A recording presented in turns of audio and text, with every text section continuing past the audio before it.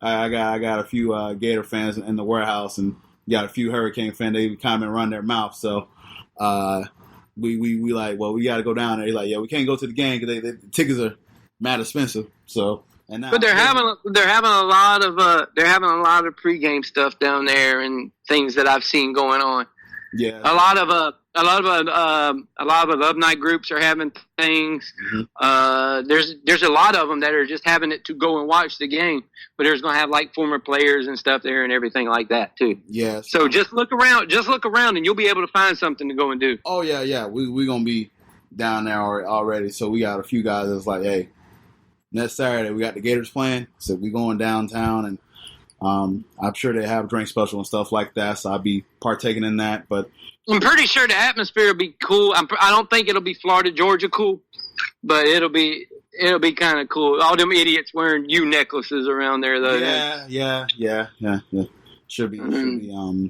Maybe I should, pack some heat. I'm just kidding. I'm just kidding. It ain't that serious. But no, it won't be that serious unless you run into a couple of people that own OBT or something. But then exactly. So your thoughts about the game overall? What you looking for? I know this is the first game. Of course, there's a lot of pressure being the first game of the season, and I'm so glad that the Gators got that honor.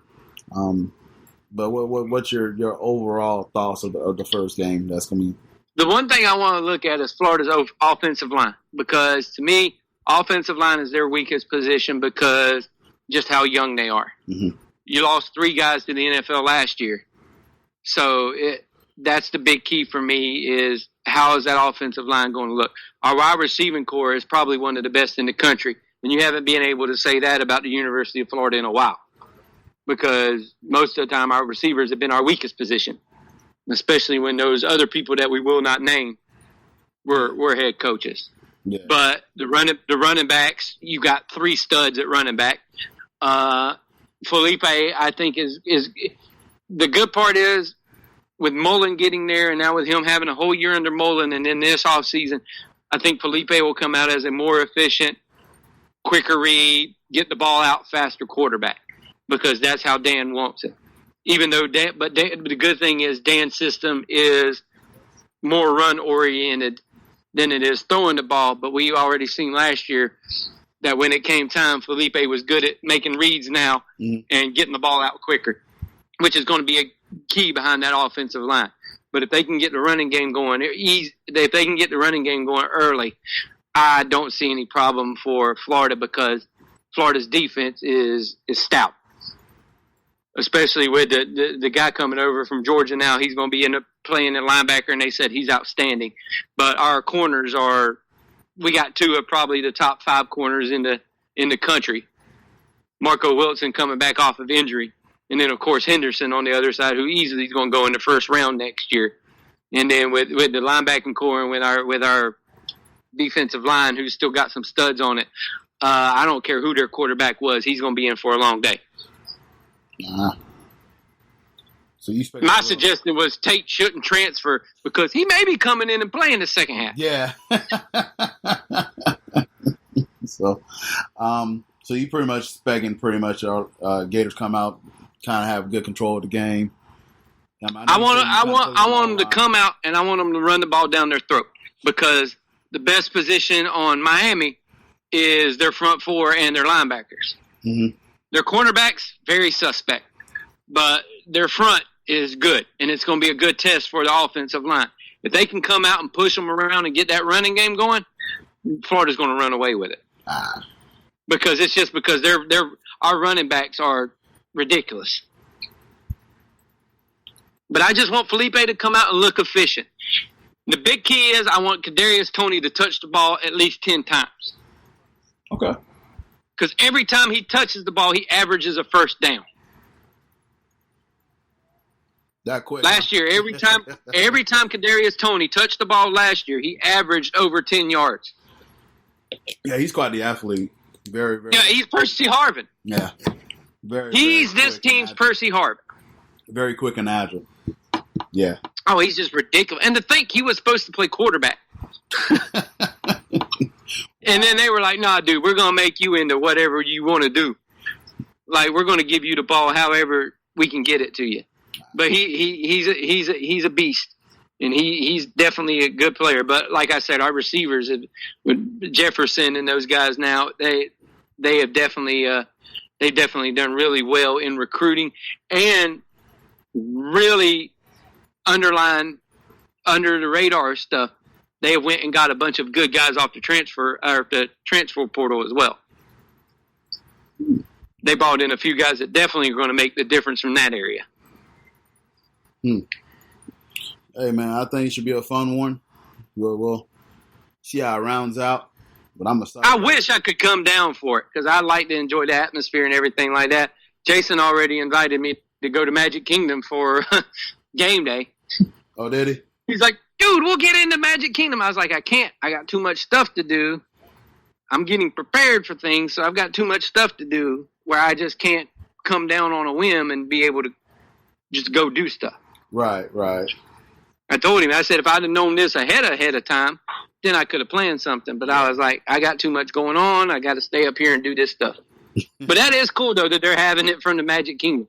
Yeah, it's definitely going to be... They're doing that at Magic Kingdom. SEC Nation with Tebow and all of them are going to be down at the... They're going to be down at the game. And I think they come on at 5.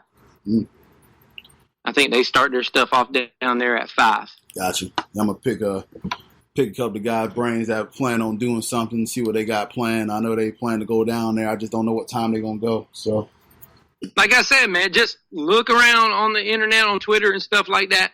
A bunch of people are doing tailgates and stuff like that. So it should be fun. Oh, yeah. Definitely, man. But believe me, trust me, if I could be down there, you know me. Oh, I know. Hey, you hop on. I'd be down there. You'll hop on with the quickness. I know, fam. Yeah, if I could have been down there for it, I'd have been there. I'm mad I can't. But priorities. Yep. And I don't want to get yelled at. Yep. Hey, that's all you guys keep it at. Just say priorities. I just don't want to get yelled at. Yeah, you want to go details. I don't know if she's nearby. Just say priorities. She's in the house. She's in the house. She knows. Yeah. I just don't want to get yelled at. Smart choice word. Just say priorities. One word answers. Just one word answer. No, I just say yes, dear. That's 2. There you go. Hey, two, look, it's only took me 3 times to learn it. So.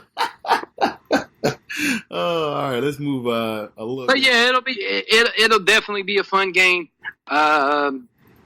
Being week 0, them moving this from the 31st over to the 24th was kind of cool. Yeah. That way it gives just that platform. I think ESPN wanted the ratings, and I think ESPN just wanted to be able to say, hey, this is the first game. This is how we doing it.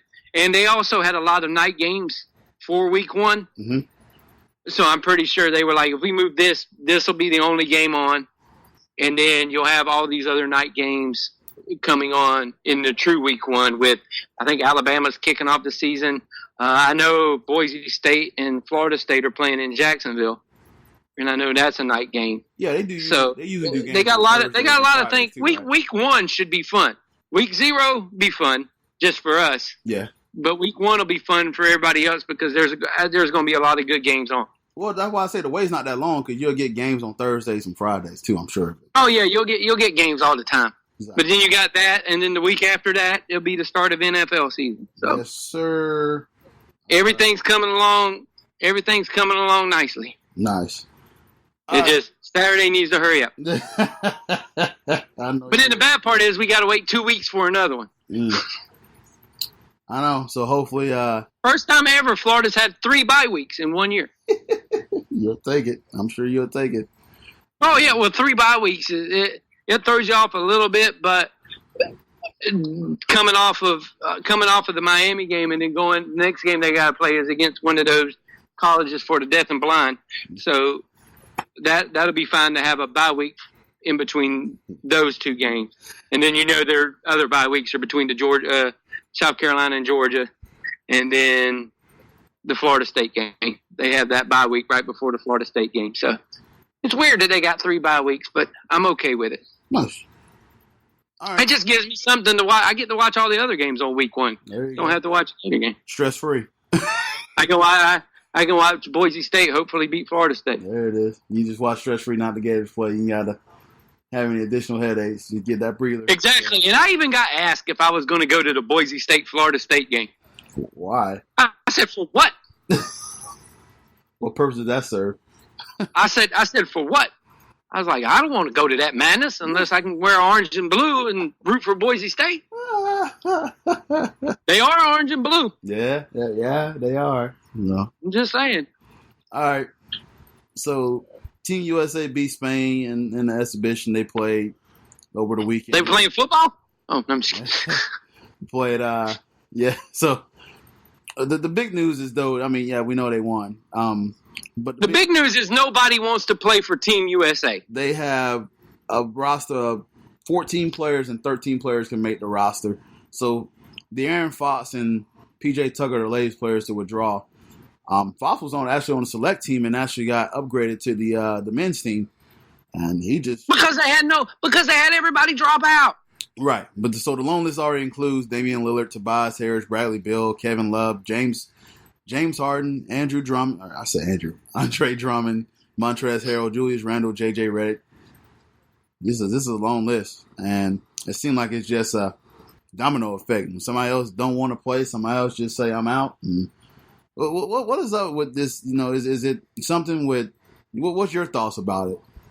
People are scared to get hurt. People are scared because they see that when people start playing all this basketball, they get hurt, and no one wants to get hurt anymore. Everybody, the NBA is about your brand, is about you. Mm-hmm. Even though people don't want to admit it or not, the NBA now is singular player brands. And these guys don't want to hurt their brand, and they don't want to get hurt. Because if people really cared about the game of basketball and really cared and wanted to play for their country and everything like that, you see LeBron back on the team. You would see all these guys back on the team. But none of these guys want to get hurt. None of these guys, all these guys see Kevin Durant go down, Klay Thompson go down. They see Cousins go down just playing recreational game in Las Vegas. People, they need to stop playing basketball during the offseason is what they need to do. But if you want to play for your country and if you want to have that honor of representing your country in any games, then by far go and play. But people are scared that they are going to get hurt, and they do not want to lose that, especially with most of them going into contract years or already in these big, gigantic contracts and things like that. They just do not want to get hurt. It's really just only the U.S. team that do like a whole select trial things, and you'll think because they only do this 3 out of 4 years before the Olympics, and they should have just like a qualifying stage, and they can take a break in between. Just do what they normally do. Pick 12 guys, ask them if they want to play. If they don't want to play, pick another few guys and get them to play. Mm-hmm. Just ask people if they want to play. When they say yes, put them on the team. Even that too, like some of these don't have tryouts. Yeah. I'm not watching the game to see whoever 6th man of the year come off the bench or starting for the USA team. Just give me 12 guys that you know want to play and play them. Don't go through all this tryout stuff because the more tryouts you have, the more basketball they're playing, the more injury they can happen. Stop letting them play all this basketball. These guys have been playing basketball all their life. I guarantee you if you pick 12 guys, within a matter of a month, they'll be jailed enough to go and beat the crap out of whoever. Oh, yeah. No, it's just... Just do it the way you used to do it. You get the 12 guys together, let them go and practice, then bam, you beat the crap out of everybody. You're done. Yeah, well, Jerry Cangel's getting all these questions, too, about why are these players dropping and everything like that. Because they don't want to do all this stuff. They don't want to do the 9,000 things of practice. They don't want to do the 9,000 things to try out to play for your country. No, man, just pick them. It gets on my nerves. What did we used to do back in the day? We used to take college players and send them over there and beat the crap out of people. Do that again. Just pick 12 guys. It's not that hard. I can pick 12 guys right now. I'd go and ask. 6 of them may want to do it. If you tell them that it's a limited amount of time you got to practice and y'all can go beat the crap out of anybody, they'll go and play. It's because you're making them play so much and there's such a big, gigantic risk of injury nowadays. For some odd reason, injury bugs have went through the roof in every sport that people are scared to go and play and stuff like this.